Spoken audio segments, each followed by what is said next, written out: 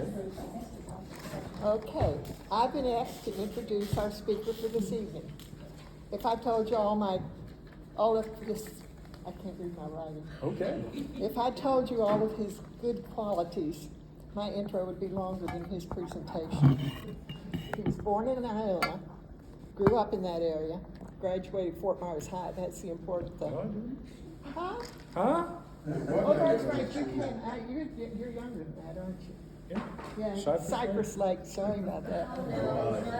Okay. And then he joined the Fort Myers Fire Department. Then he married my daughter Bonnie. And then he became fire chief. And then he retired. Now he's active in our church. And now one of my favorite son-in-laws, Richard Chappelle. All right. Yay! Good job. That was great. Well, thank you for inviting me here. Yeah, we've got a little bit of the history of Iona, and I like stories, and so I tend to hop around personal stories that come up, and that you just may not have ever heard of, but they were definitely related to the history. Now, if you can't hear me as the night goes on, we've got mics and all. I tend to lose my voice a little bit. I'm on some different meds that tend to take it away from me. I've set out some stuff here. I always like the meeting after the meeting, when people gather and talk, and some pictures that didn't make the presentation. But as we get started, again, I thank you for being here. I thank you for the invitation. I thank the Historical Society for getting me to come here. This is one of the things I don't really do a lot of, but I'm pleased to be able to do this. I want to do a little bit of foundational history about Iona before we get started. It got its name from Scottish settlers that came over, and they loved the island of Iona on the coast of Scotland. They just felt the world that. When they got here, they liked what they saw, and they decided to name the community Iona, and it's been that way ever since. Iona was developed during the last 50 to 100 years as a working class community. The farmers, the migrant laborers who serviced the three major farms in the area, service workers, and then sometimes, oftentimes, forgotten, and we've kind of forgotten them, are the commercial mullet fishermen. They got shoved out of here by the development. A lot of things happened, got shoved out. But these guys had the state of Florida took away their seine nets, reduced that, and then where they lived was right down there at Bunch Beach. We'll talk about that in a little bit. They had a little finger canal next to the road that they berthed their boats at night, and they had these fishing shacks, shanties almost, and truly just got by on the skin of their teeth, as they say, as far as making a living. In fact, I knew two of the kids from two of the families. They rode the bus with me, and they would walk from Bunch Beach up to McGregor Boulevard and John Morris Road. Summerlin was not there yet. You talked to them, and they were embarrassed that the bus had to come down there and pick them up, and we saw how they lived. So what happened? Why are we here today the way we are in Lee County? Well, I like to say we were found. We were discovered by the Northerners, by people who were looking for a different place to live. Got some numbers here. I wish I had a blackboard, but I think you'll like these. In 1950, and I was born in 53, in 1950, the population of Lee County was 23,404. In 2023, and they extrapolated a little bit of that out because of the census not being quite done yet, the population was 834,573. And these figures do not count our seasonal visitors. their seasonal residents. I'd like you to think about this. I love numbers, so I did this one night.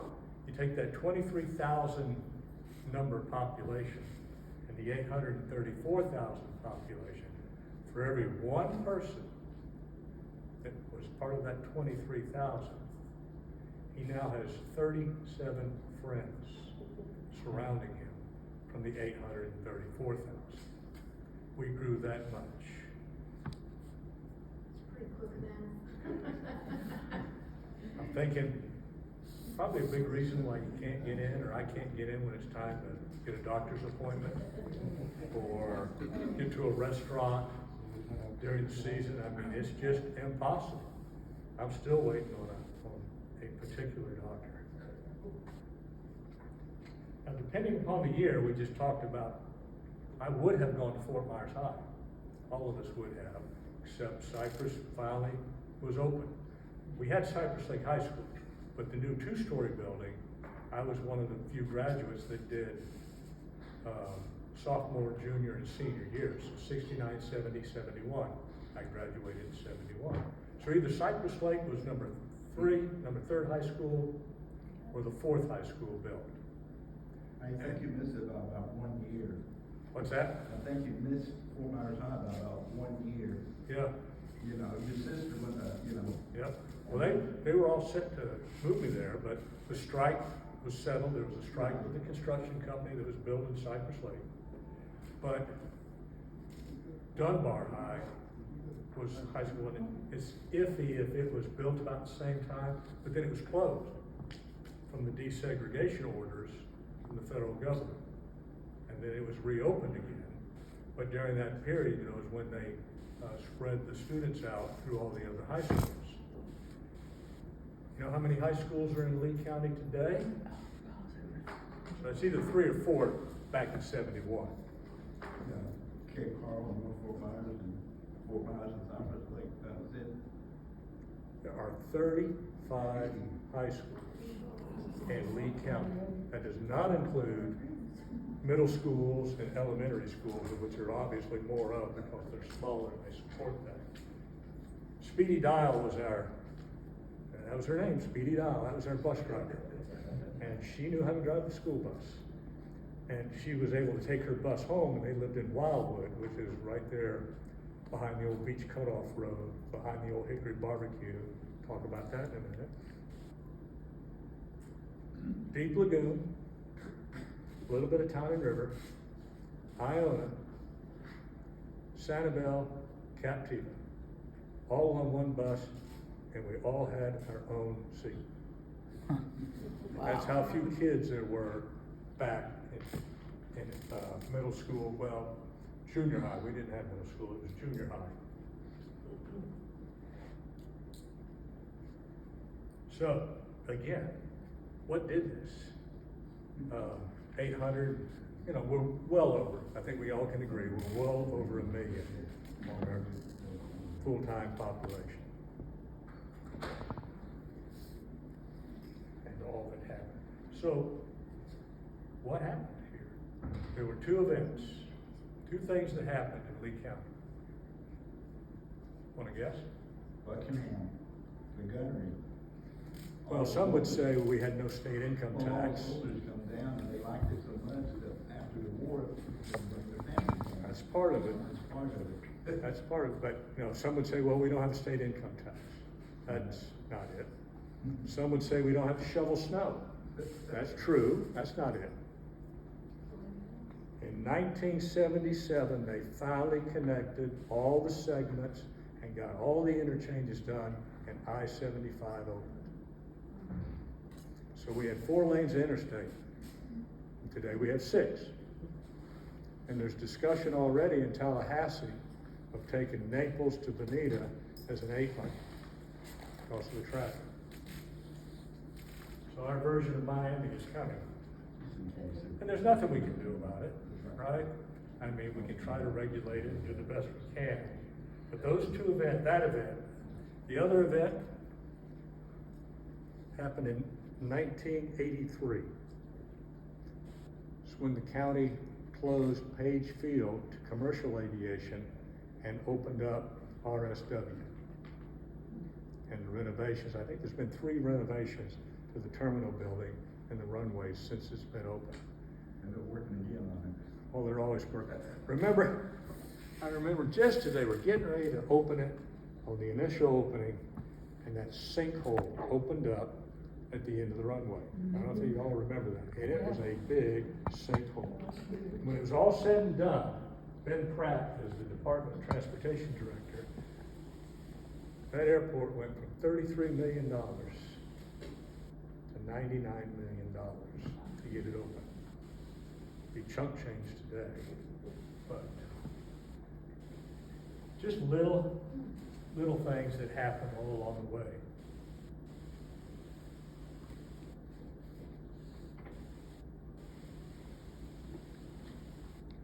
So now let's talk about a little bit about Iona. Everyone here, you probably went and know all about the gladiolas. We were the gladiola capital of the world. Everybody remember the county seal? Round seal showing the gladiolas. It was on every public works truck out there. Gladiolas Drive itself, there was A&W Bulb Road, all the fields that were on that. Gladiolas was built, Gladiolas Drive was built as an access road to the fields where they already had glads planted. Now you drive out Gladiolas anywhere near Bass Road or any of that. All we grow now is strip malls, condos, apartment buildings. When I went out to get pictures, I had just, I don't know, day in, day out, you just don't realize what's happening. And I went out to take pictures of Compass Rose Marina, some of the stuff on Iona Loop Road where the farms were and everything else. Everywhere where there was a farm, it's all developed. I mean, and what happened is, originally, a lot of what Iona was platted out in small lots. They really liked the whole mobile home concept for the migrant laborers. Because when the glads weren't growing, the Kelly brothers, the Kelly twins, Tom and Ed Kelly, what Kelly Rose named after, were doing potatoes. The Cook farm was doing squash. They weren't doing squash, they could be doing eggplant. There was always something growing, and so the laborers were always here. And so it was a true working class community. But then once we were found, and land was sold to developers, and it started slow, like it always does, and I'm not complaining, I'm just lamenting, I guess, what it used to be like. And I'm one of those, I've got a couple of brothers and they're like, yeah, you know, they don't really see it, they don't really care as much, you know, I do. You know, it's just one of those things that got to me. And so it was mostly, like I said, now it's all apartments and condos and all that. Whatever the farmers said, that the land got too expensive to farm. Well, they did. So that's why they had to, you know, they sold it and retired and they were done, you know. Well, let's start at McGregor and Iona Loop Road. Right there was Goldneck's grocery store. Clyde and Audrey Goldneck owned it. It was a full-service grocery store. Everybody called Audrey Scotty because of her heritage. And I know I have some Scotch in me. I do. And I can prove it. Because every time my mom got mad at me, or my dad, or dad and me, she'd come out and say, "You bullheaded Scotsman, you are just about the most stubborn person I've ever met." So I know I gotta have some Scotch. So after leaving Goldneck's grocery store, you went right on down and you hit Bill and Sally Davis in the Hickory Barbecue. You got those coconut cream pies. And it was nothing like going there and getting a sandwich with the ribs and a pie on any afternoon or evening. That was a place to go to. Next to them was Chuck Hemshute's gas station, Sinclair gas station. And on Saturday mornings, you would see my grandfather, Fred Chappelle, my dad, Richard Sr., George Watson, who was the neighbor of ours on the other side of the schoolhouse. We lived on one side of the schoolhouse, he lived on the other side, talking that they needed to do better. They needed to have a better level of fire protection.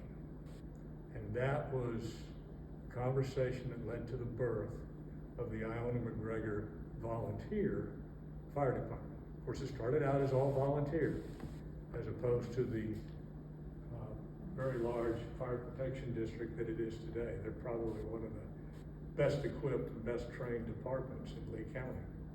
And your Almost. granddad kept a big tanker full of water in his yard. Yeah, Howard Wilson had an old pumper truck up at his gas station, which was right there at Whiskey Creek on McGregor Boulevard, that gas station just before you go over Whiskey Creek. So there's a fire truck there, and my grandfather had this grossly overloaded, grossly underpowered truck that was given to him by the Division of Forestry. And usually when they gave you something like that, they were very happy to get rid of it. And, you know, there you go. And I rode in that thing a couple of times. I was surprised we survived. Well, you didn't have to go very fast. You couldn't go very fast.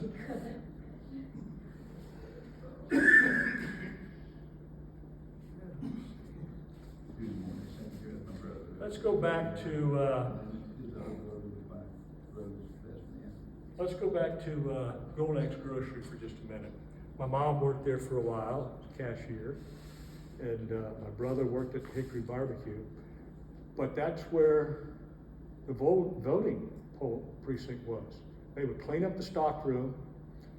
The supervisor of elections would deliver those big, bulky booths. When you walked in, you threw the switch and the curtains automatically pulled behind you and encompassed you. And that's where you learned, that's where the first polling place was that I voted at. So we had that. But right next to Golden's was the largest of the packaging and processing warehouses for A&W Glass.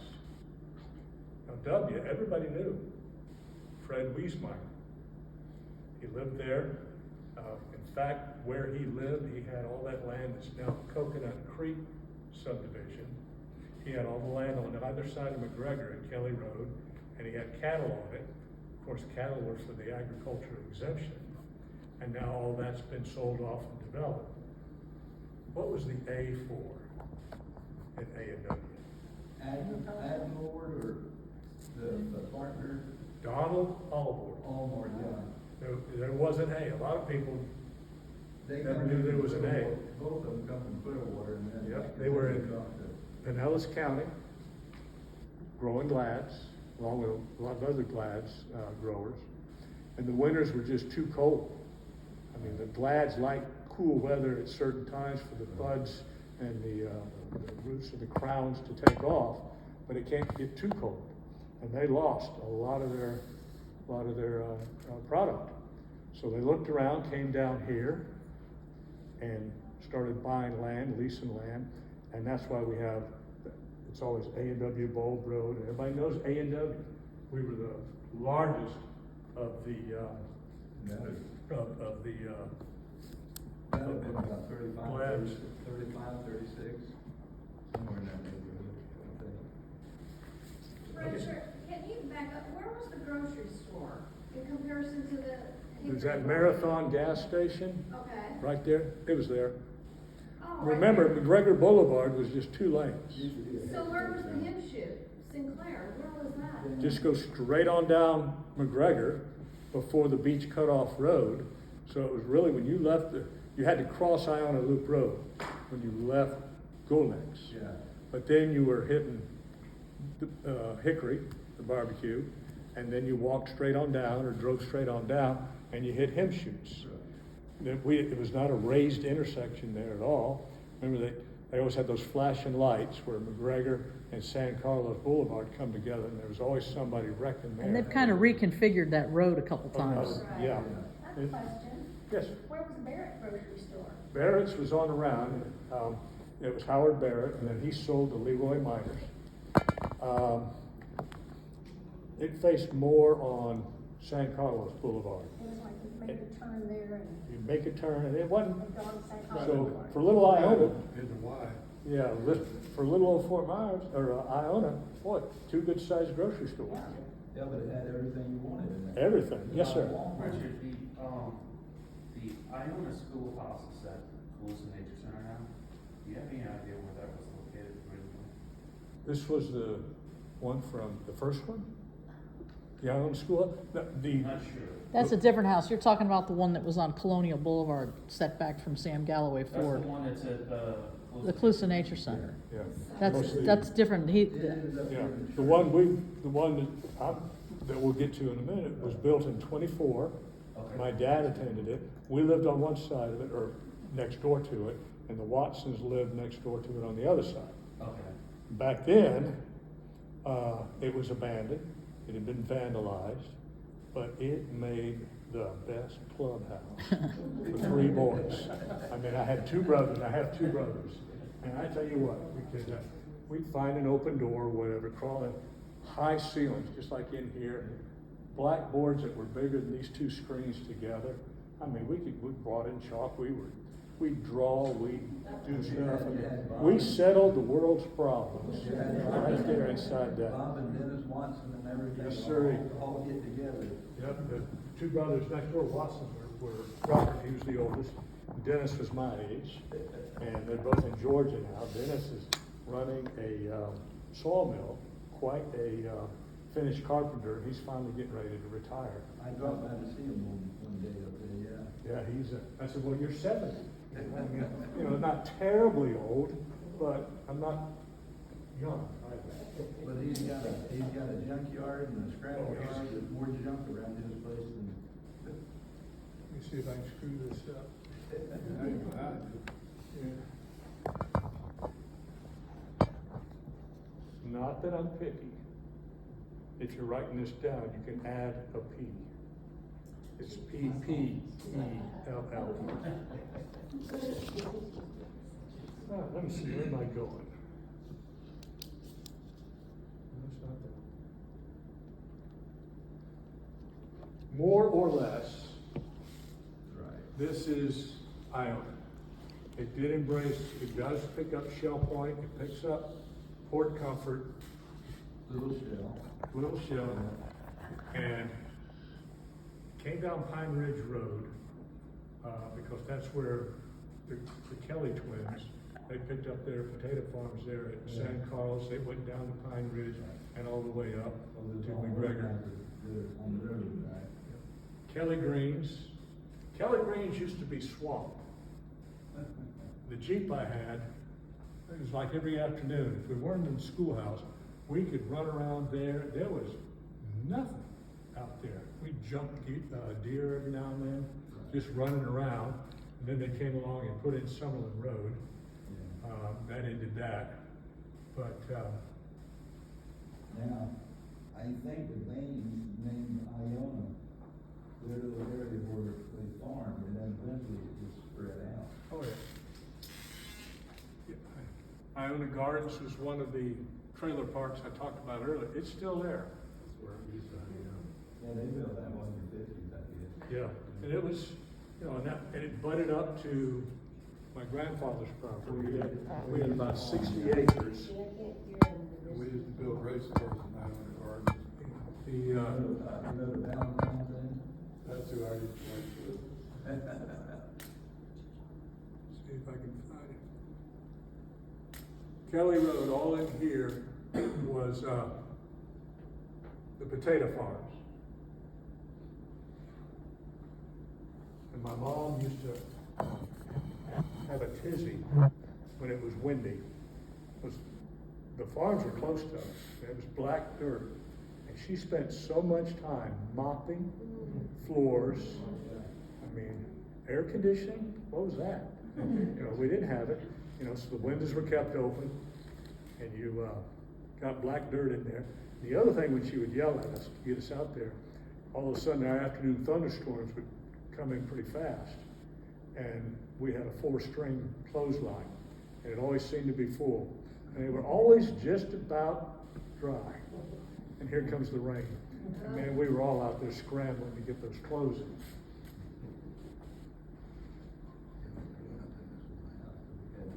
Doesn't really have anything to do with, my grandparents, my dad's parents lived right across the street on McGregor. Driveway went back in. The property was now called McGregor Woods. It was about 60 acres when they sold that to Mariner. But growing up and going over there and visiting Grandma and Grandpa, and it's hard to trace the family line back. My grandmother, her maiden name was German. It was B-O-C-H. Well, they saw what was getting ready to happen. And they they sent her to America. And she was taken in by an uncle who just happened to be a firefighter, Spartanburg. He was the fire chief of Spartanburg, South Carolina. And changed her name to Walker. But, so it's hard to go back in the line after that. But I don't know if you remember this one, the round tub clothes washers on wheels. You drug that thing out, heated water on the stove to give you hot or warm water to wash the clothes, plug it in, and get it going. That thing be shaking it on. It's got the double wooden rollers to wring the clothes out, and you better not ever get your fingers anywhere near it, because you're gonna. And she thought, she knew she was in high cotton, and she had a washing machine. So, and that was not terribly long ago. So Richard, can you just explain where you all lived? Yes. McGregor Boulevard and Kelly Road. Oh, wow.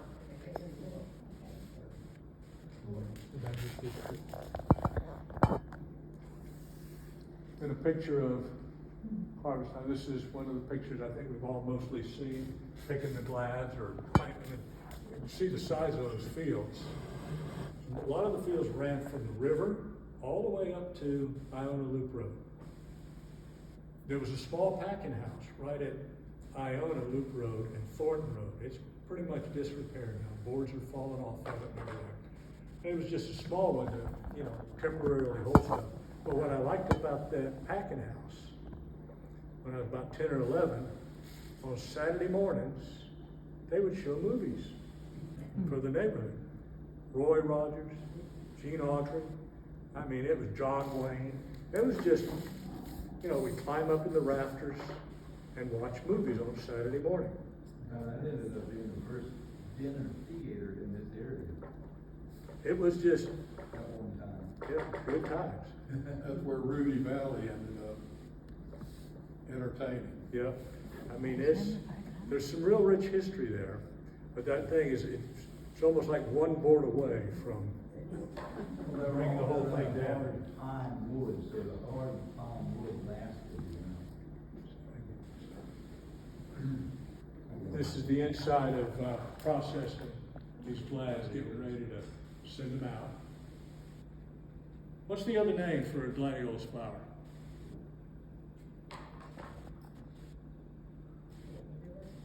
The sword lily. It's a lily. Of course, it's long and thin, so it got the name sword. Sword lily.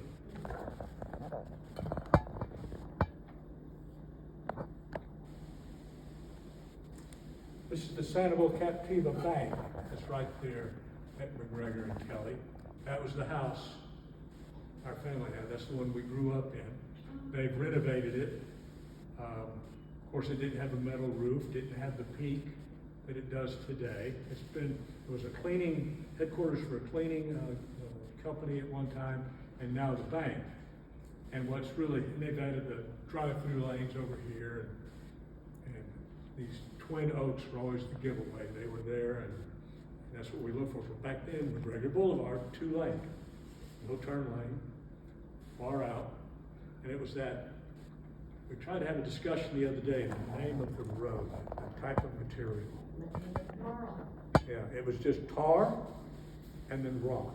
Yeah, that's right. When we didn't know what shoes were, so the three of us had feet that tougher than shoe leather. Today, I can't walk out on the concrete driveway to go get the paper without saying, ouch, you know, so, but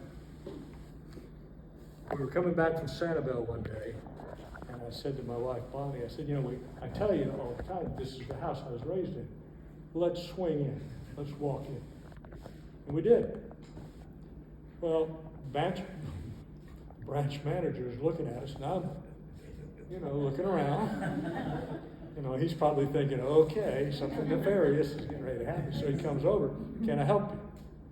So I told him this was the house you know, mom and dad and all those kids grew up in. Man, am I glad you're here. We got a question. We've been trying to figure this thing out. We think there's a ghost. We hear noise every now and then, a howling noise and all that. We had, you know, it didn't get that cold, but we had a fireplace. Our fireplace was one of the few that was in the center of the house. It wasn't on the end like most chimneys are on the end of a house. This chimney went right up to the middle of the house and, you know, capped out on top of the roof. Well, when they changed it all around, they capped off the chimney, but the firebox, the hearth, it's still where it was, and they just put a piece of plate steel over it and some brick and all. So, but if it's a good wind, and no building is totally air sealed. I mean, so the wind gets going, and you got this chute, this chimney there, and it starts whistling and talking to them and all that. So once I told them what they had, they were, guy was pretty pleased. He was going to be able to write to corporate and say, I have it, you know, I've got this figured out.